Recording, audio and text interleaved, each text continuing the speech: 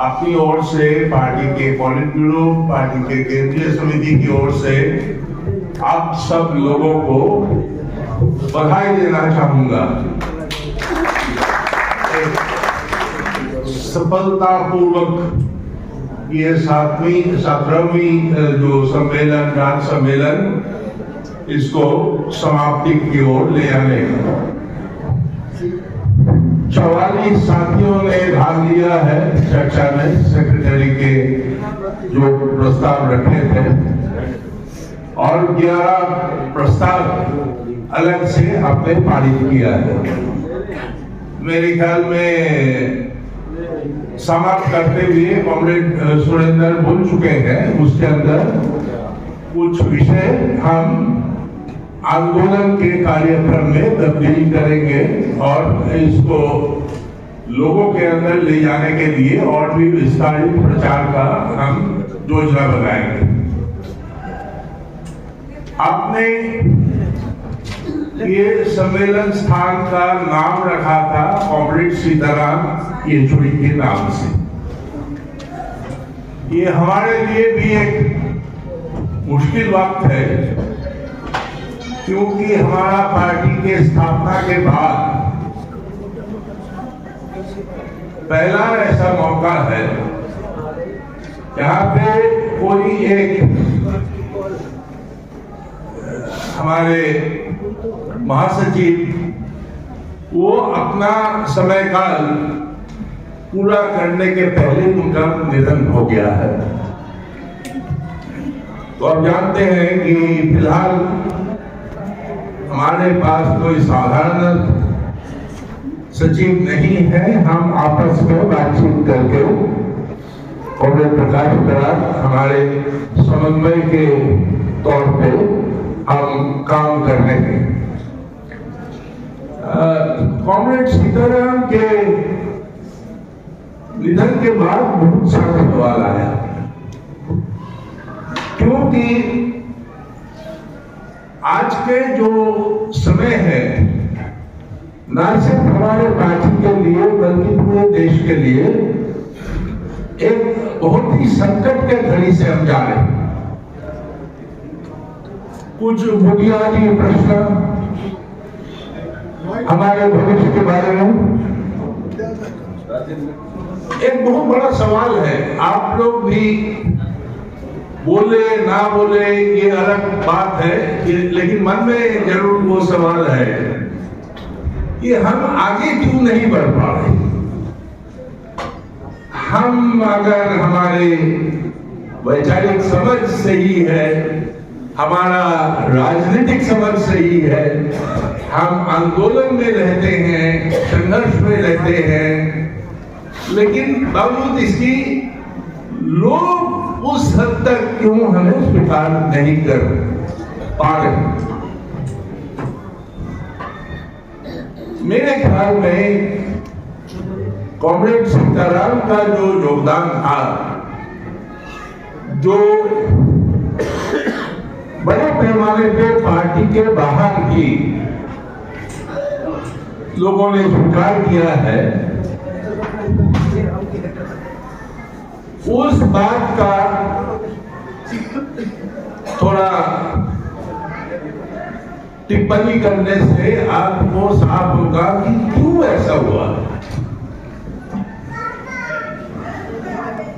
हम जब उनके शोक सभा किया 16 अक्टूबर ये तलकोटरा स्टेडियम में, आप लोगों में से शायद कुछ साथी गए थे वहां पे, तो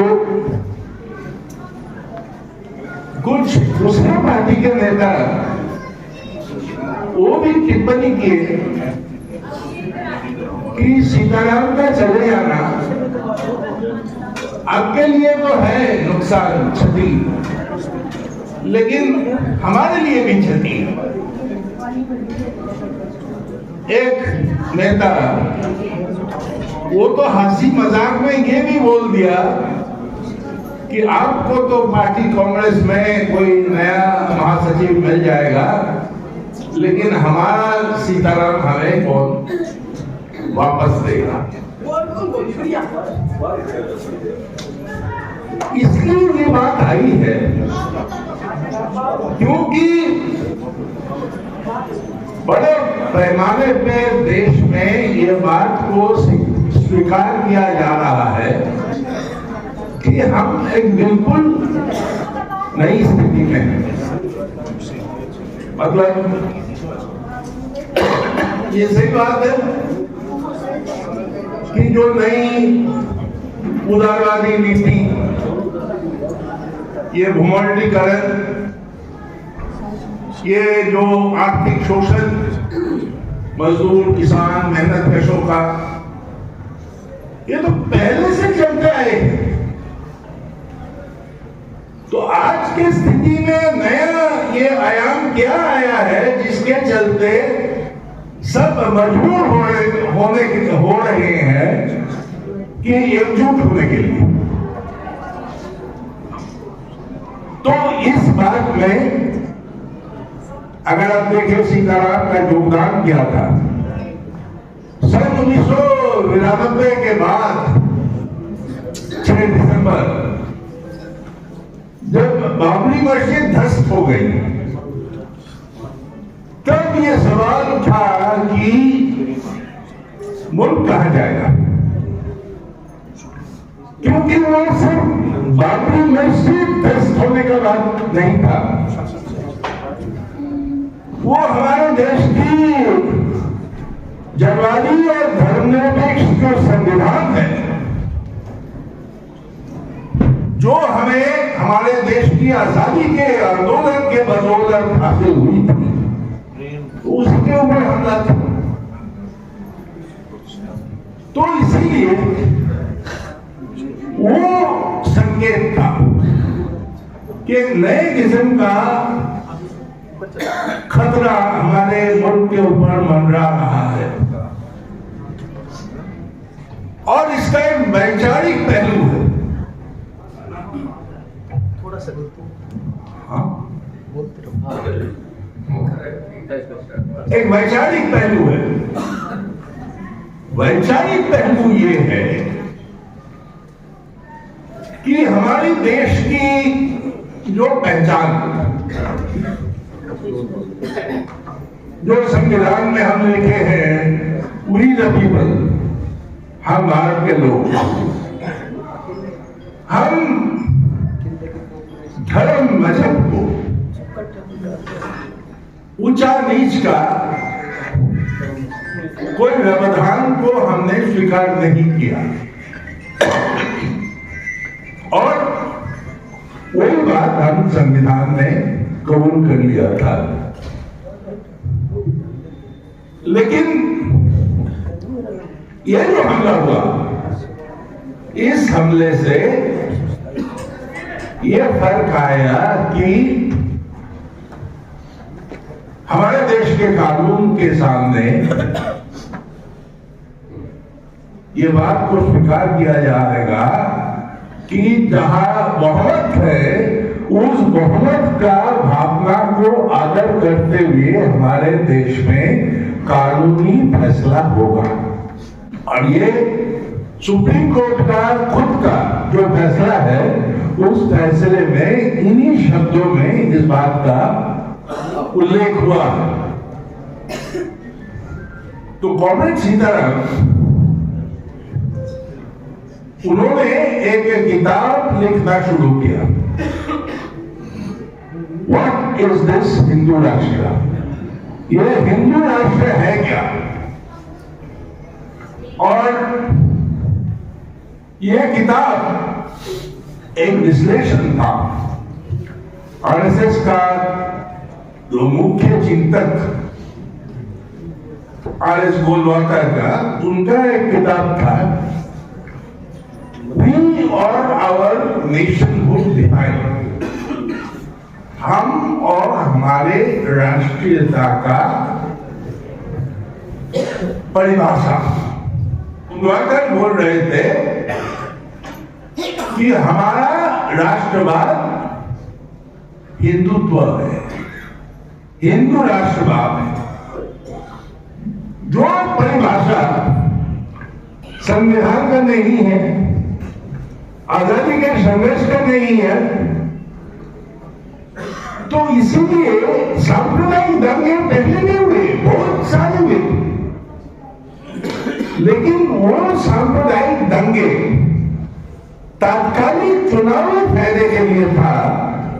लेकिन अभी जो नया जो आया सिलसिला, जो विभाजन, धार्मिक पहचान की, ये हमारी देश की जो राष्ट्रीयता है उसी का स्वरूप को परिवर्तन करने के लिए लाया गया।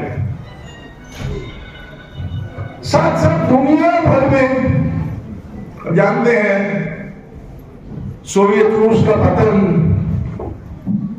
समाजवादी सरकारों का पतन, और पूरे दुनिया भर में बड़े पैमाने पे जो पूंजीवाद के अंदर परिवर्तन हुई है, अंतरराष्ट्रीय वित्तीय पूंजी सामने आया है, और उसके चलते वो कांग्रेस सुभाष का प्रस्ताव रख रहा था। पूंजीवाद तो पहले भी था, लेकिन अभी सरकार का रुख गुणात्मक रूप से परिवर्तन। पहले सरकार का प्रतिबद्धता था देश की नागरिकों के प्रति, अभी प्रत्यक्ष प्रतिबद्धता है कुछ कॉर्पोरेट तत्वों के प्रति। और दूसरे देश में भी है, हमारे देश में स्पष्ट रूप से दिखाई दे रहा है। ये जो इलेक्ट्रल बॉन्ड का जिक्र हुआ है, इलेक्ट्रल बॉन्ड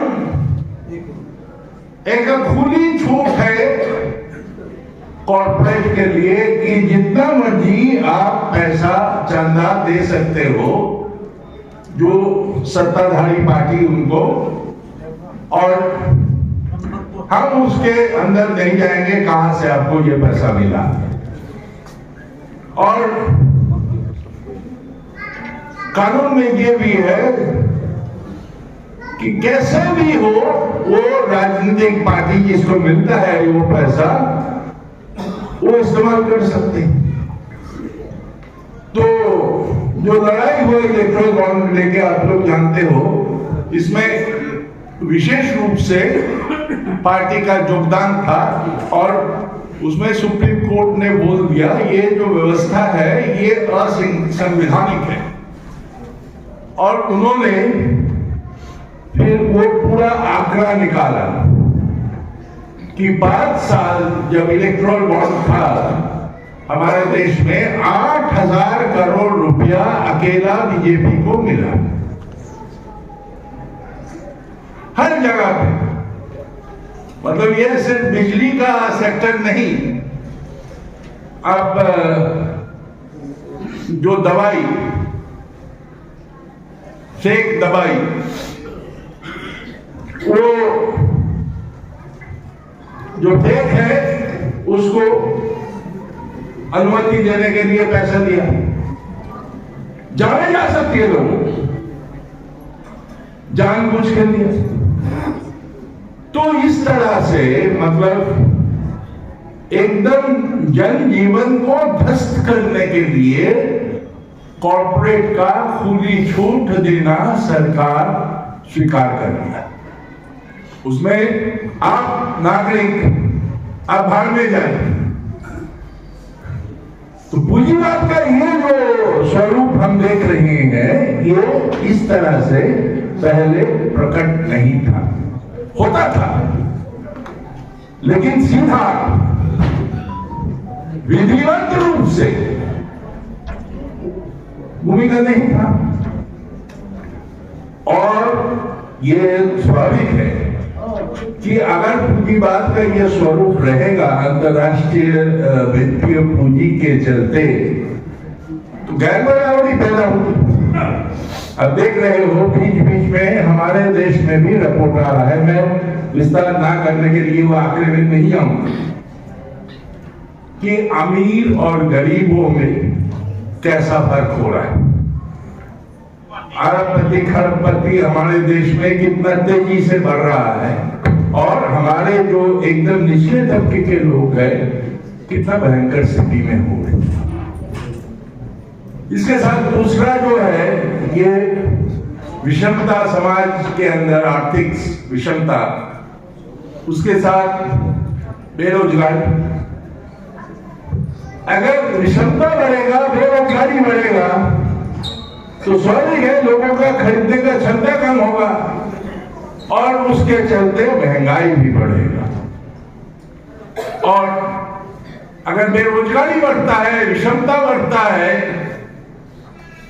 तो स्वाभाविक है महंगाई मतलब लोगों के अंदर गरीबी भी बढ़ेगा। ये दुनिया भर में हो रहा है हमारे देश में। तो अगर इस किस्म का घटनाएं होगी तो उसके खिलाफ तो लोगों के अंदर क्षोभ, गुस्सा ये पैदा होगा। तो इसीलिए जो हम बोल रहे हैं कि उग्र दक्षिण पंथा, ये हम इस्तेमाल करते हैं। उसका दो पक्ष है, दो कारक है उसके अंदर। एक ये तीव्रता और दूसरा है उसके खिलाफ ये क्षोभ और गुस्सा एकजुट होके विस्फोटक शक्ल ना ले, इसलिए विभाजन का, आपसी मतभेद का और नफरत पैदा करने का जो सिलसिला उसको बढ़ाया जाए। जो कोई भी देश में अब देखिए यही हो रहा है उग्र दक्षिण पंथा के नाम से, और हमारे मुल्क में यह जंग लड़ने के लिए तैयार था आरएसएस। जब मोदी प्रधानमंत्री बने उसके एक साल पहले मुंबई में तमाम जो कॉर्पोरेट्स है, बड़े कॉर्पोरेट्स, वो एक सम्मेलन में एकजुट होकर बोला बीजेपी अगर सत्ता में आए उसको मोदी को ही प्रधानमंत्री बनाना चाहिए। हालांकि हमारे देश में संसदीय प्रणाली है, हम सीधा राष्ट्रपति जैसे प्रधानमंत्री को निर्वाचित नहीं करते हैं, बावजूद वो ये सवाल उठाया। और आरएसएस भी उनके ऊपर जो पहले पाबंदी था कि हम सीधा राजनीति में हस्तक्षेप नहीं करेंगे, वो मजबूर किया बीजेपी को ये बयान देने के लिए कि अगर हम जीते तो मोदी बनेगा प्रधानमंत्री। तो ये जो विशेष स्थिति ये पहले नहीं था, तो हम इसके ऊपर क्या प्रतिक्रिया दिखाएंगे, ये लेके हमारे देश में बातचीत हुआ।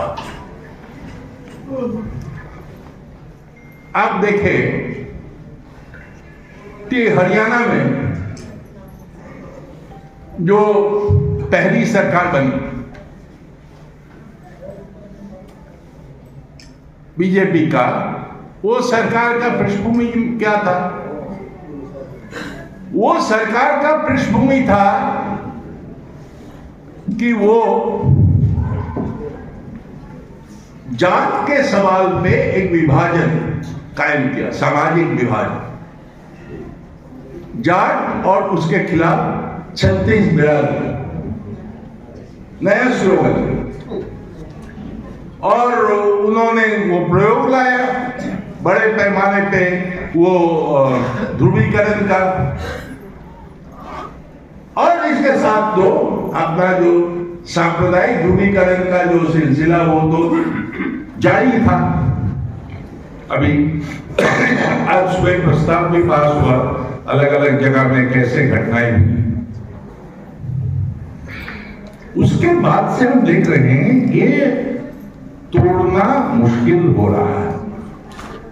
चुनाव के बाद एक माहौल बना यहाँ पे हरियाणा के अंदर विधानसभा चुनाव के बाद या पहले कि इस बार तो बीजेपी जीत नहीं पाएगा, कांग्रेस का हवा है।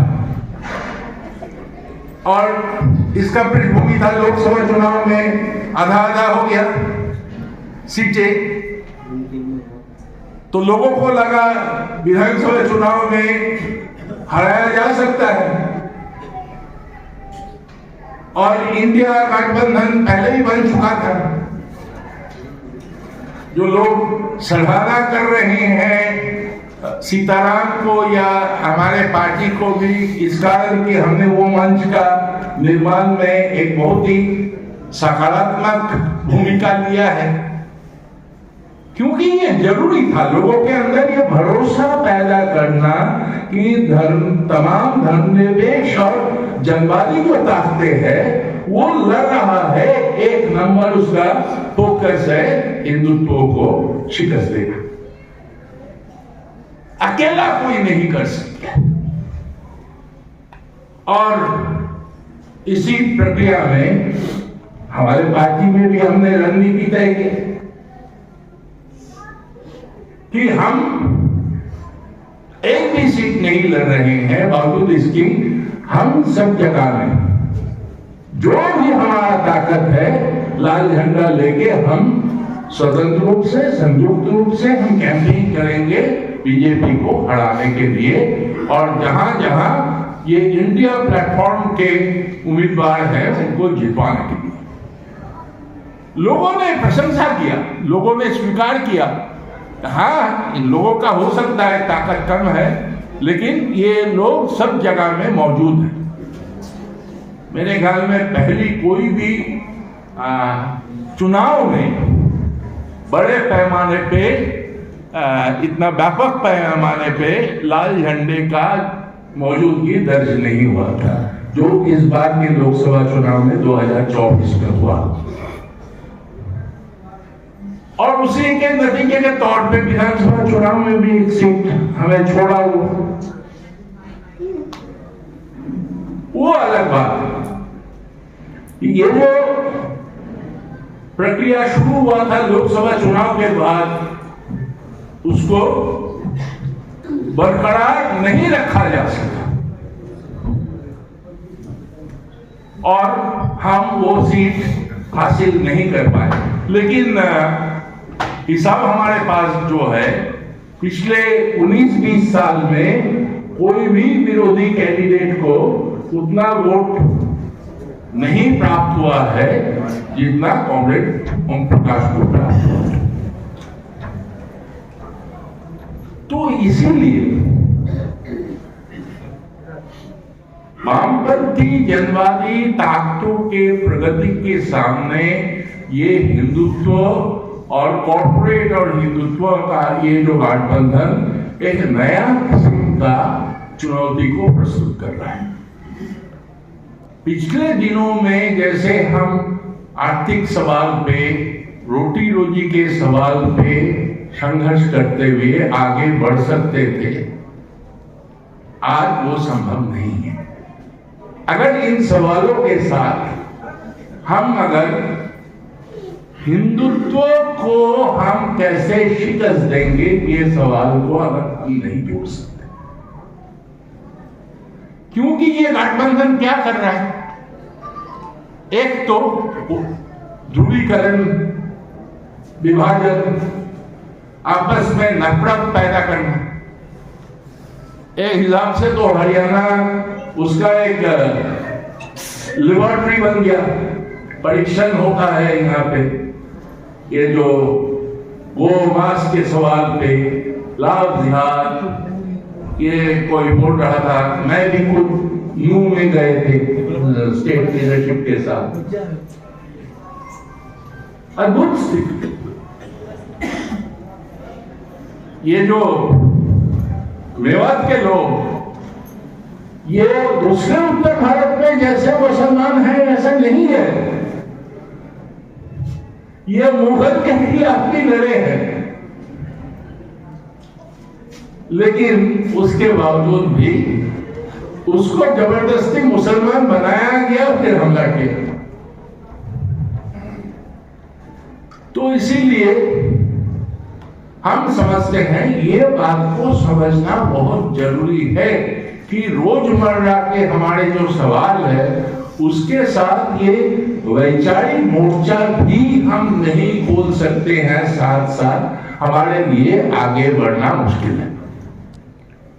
हमारे साथी समझ रहे हैं, लेकिन उसका गहराई में हमें बढ़ोतरी लाना है कि कैसे ये दो काम हम करेंगे। ये जो राजनीतिकरण हम एक शब्द रटते रहते हैं, इससे मामला नहीं बनेगा, क्योंकि वैचारिक पक्ष भी है, संगठनात्मक पक्ष भी है। क्योंकि संगठन के बारे में हमें यह समझना होगा कि हमेशा के लिए एक नहीं रहता है संगठनात्मक चुनौतियां। जैसे पहले कोई हमारा कार्यक्रम हो जाता है, हमारा कोई प्रेस नोट चला जाता है प्रेस के पास या टेलीविजन स्टेशन, एक लाइन हो, दो लाइन हो, आ जाता है CPIM फलाना जगह में वो प्रोग्राम किया है, या किसान सभा वो प्रोग्राम किया है, या CIU फलाना प्रोग्राम किया है। आज नहीं मिलेगा, मुश्किल से भी दूसरा किसी को जिक्र आपको देखने को नहीं मिलेगा, क्योंकि वह तो कॉर्पोरेट जो केंद्रीकरण हुआ है उसका असर है। 89% मीडिया वो कंट्रोल कर रहा है बड़े कॉर्पोरेट्स, और वो इलेक्ट्रल बॉन्ड तो एक सिर्फ झांकी है कि किस तरह से मिले हैं हिंदुत्व के ताकत और कॉर्पोरेट। तो वो वास्तविकता दिखने नहीं देगा लोगों को। दुनिया के पैमाने पे नया शब्द का निर्माण हुआ है, पोस्ट ट्रुथ। मतलब आप आंखों से जो देख रहे हैं वो सच्चाई नहीं है, जो सच्चाई आपको दिखाया जा रहा है वो सच्चाई है। तो इसका जो धूम्रजाल है, पर्दा है, इसको आप कैसे तोड़ेंगे? सीधा लोगों के साथ संबंध करने के बजाय कोई रास्ता नहीं है। सीधा संबंध कैसे होगा? अब बोल रहे हैं हमारा जिले में बहुत अच्छा काम हो रहा है। कितना हुआ है? 260 था मेंबरशिप, 221 हो गया। साइंस का पार्टी लेके तो वो पर्दाफाश तो आप नहीं कर सकते। तो नया तरीका हमें चाहिए। वो कॉमरेड कैथल के सेक्रेटरी वो बोल रहे थे, हम ऊपर से जाके नीचे हर ब्रांच का काम का निगरानी करेंगे, उससे नहीं होगा मामला। हमें नीचे से जाना पड़ेगा। जो मुद्दे हैं, रोजमर्रा के जो मुद्दे हैं, जो लोगों को आंदोलित कर रहा है, चाहे वर्गीय सवाल हो, चाहे जनपक्षीय सवाल हो, उसको चिन्हित करके निरंतरता के साथ स्थानिक मुद्दे पे हमें संघर्ष करना पड़ेगा। जरूरी नहीं है वो पार्टी के साथ है या नहीं है, लेकिन अगर हम मुद्दे के सही पहचान कर सके, उनके पास भी कोई चारा नहीं है कि वो ये लड़ाई में भागीदार ना हो, उनको आना पड़ेगा। उनका अपना हित उसको खींच के लाएगा ये आंदोलन के कतार में। और अगर आते हैं और हमारे साथ उनका होता है संजोग, हमें ये मौका मिलेगा ये बताने का। इसका कारण क्या है? ये जो नया स्थिति है उसके बारे में बताने का मौका मिलेगा, विभाजन के खिलाफ आवाज उठाने का मौका मिलेगा, अपना अधिकारों का रक्षा करने के लिए मौका मिलेगा, और उसी में से हम गुणात्मक रूप से एक नया स्थिति पैदा कर सकते हैं। हमेशा कम्युनिस्ट पार्टी के लिए ये कहा जाता है ये लोग पागल की तरह आंदोलन करते हैं, कोई भी सवाल है ये लड़ते रहते हैं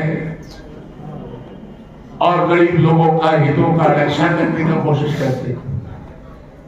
लेकिन कोई बुरा ना माने, ये अफसोस है कि आज लोग इस तरह के लांछन हमारे ऊपर नहीं लगाता है कि हम हमेशा आंदोलन में हैं, मतलब स्थानिक पैमाने पर।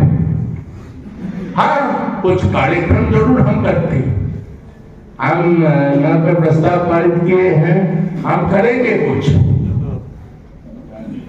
लेकिन वो जो सांकेतिक कार्यक्रम हम करते हैं वो कार्यक्रम है, आंदोलन नहीं है।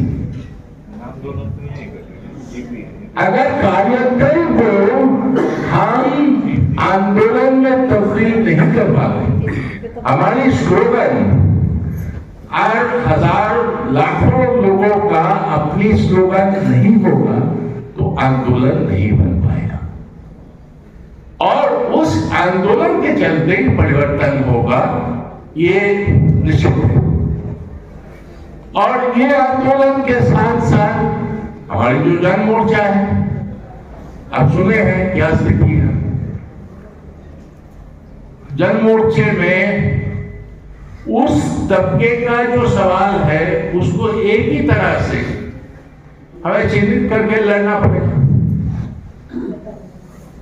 मैं भी विद्यार्थी आंदोलन का कार्यकर्ता था एक जमाने में, तो आज अगर विद्यार्थी संगठन विद्यार्थियों का नाम नहीं उठाएगा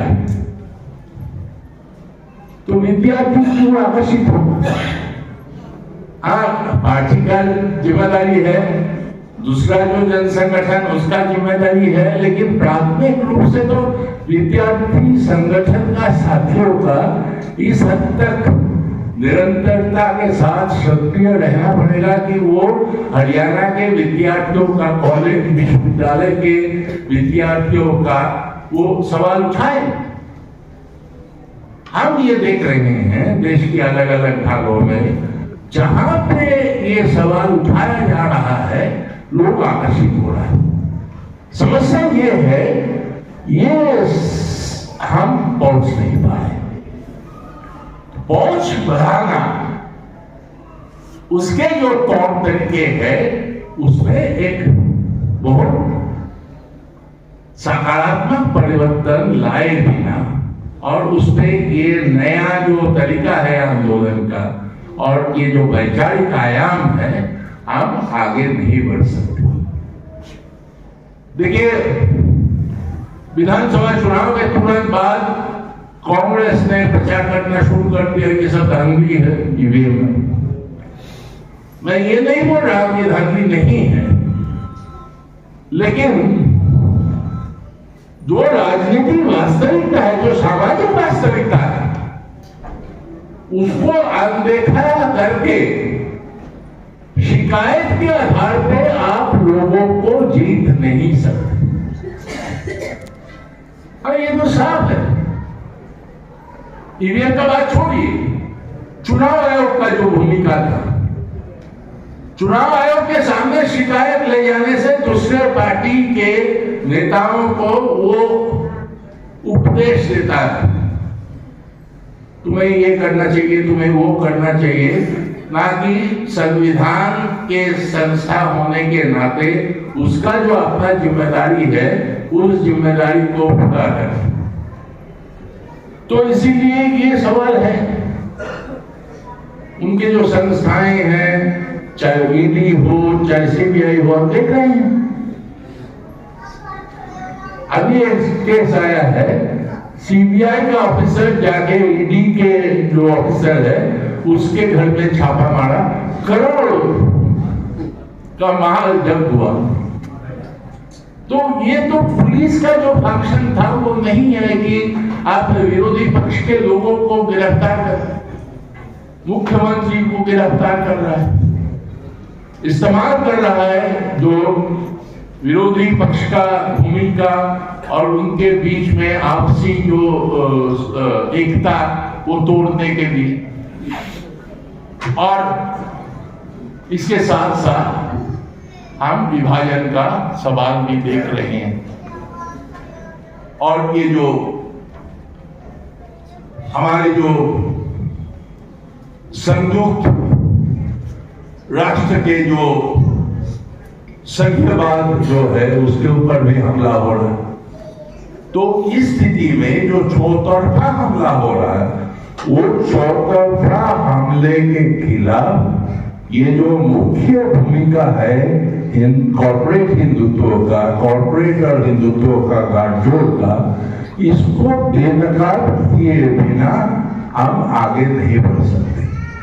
हम भूमिका ये ले रहे कि हम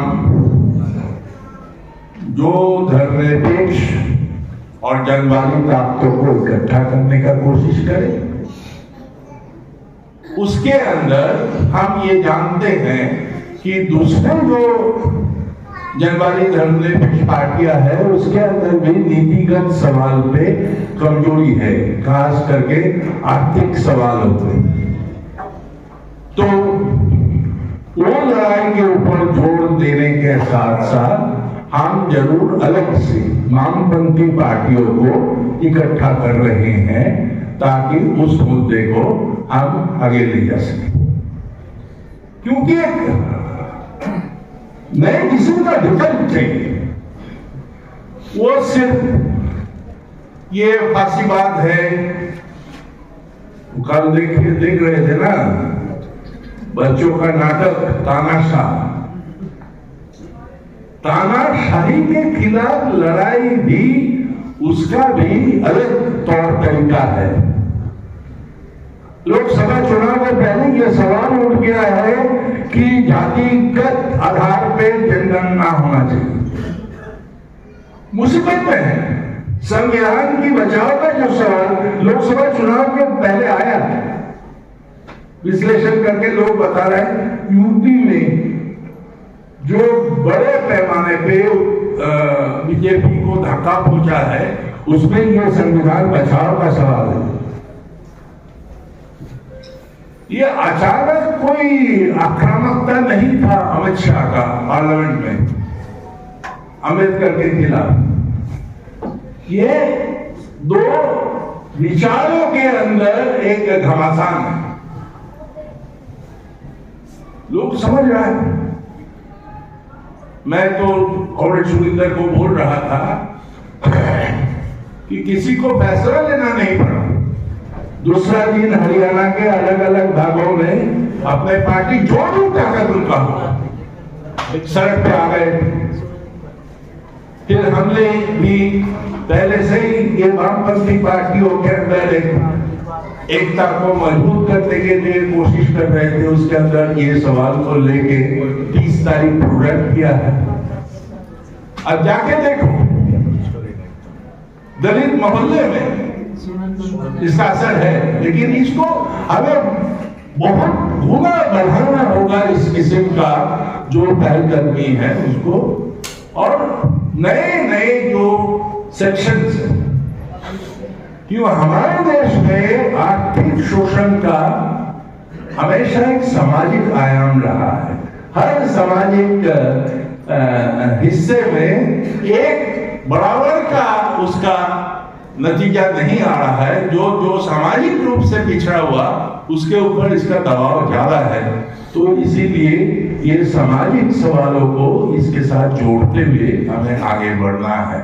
तो सामूहिक रूप से ये राजनीति और विचार आज के समय में बहुत बड़ा भूमिका अदा करेगा। और हमारा शुरुआत करना है लोगों का रोजाना जो मुद्दा है रोटी रोजी का, इससे। लेकिन दिशा हमें तय करना होगा कि रोटी रोजी में सीमित रह जाने से हम आगे नहीं बढ़ पाएंगे। आज के तारीख में यही नूतन जो पक्ष है, नूतन जो लक्षण है इस स्थिति का, मैं समझता हूं आपस में ये काम हम कर पाएंगे। पार्टी को हम मजबूत करेंगे और पार्टी को जनतांत्रिक तरीके से संचालित करेंगे। लेकिन ये जनतंत्र पहले जैसे होता था, मतलब बहुमत और अल्पमत में, अगर अल्पमत कोई होता है तो बहुमत उसको वोट से हरा दिया है, ऐसे नहीं होगा। आपस में हम लोगों को जुटना होगा, बातचीत करना होगा और बातचीत के जरिए एक नया किस्म का सामूहिकता की शैली इस्तेमाल करके हमें एकता कायम करना होगा पार्टी के अंदर और हम आगे बढ़ेंगे। जन आंदोलन खड़ा करके, जन आंदोलन के आधार पे जन मोर्चा का निर्माण और उस जन मोर्चा से जो नया ऊर्जा मिला है उसको पार्टी में तब्दील करते हुए पार्टी का निर्माण। हरियाणा में आने वाले 3 साल में बहुत आगे बढ़ना जरूरी है, लेकिन वो बहुत आगे बढ़ने के लिए बड़े पैमाने पे पार्टी का छलांग लगाना होगा। ये जो साइज है ये लेके हमारा प्रभाव होगा नहीं और उससे स्थिति को हम संबोधन नहीं कर पाएंगे।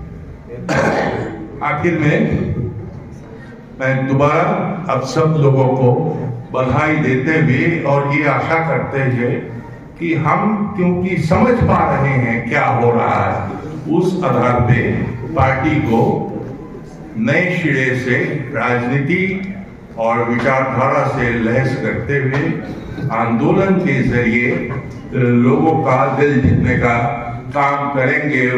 ज्यादा ऊर्जा के साथ, इस विश्वास के साथ आप लोगों को बधाई देते हुए अपना बात खत्म कर रहा हूँ। इनकलाब से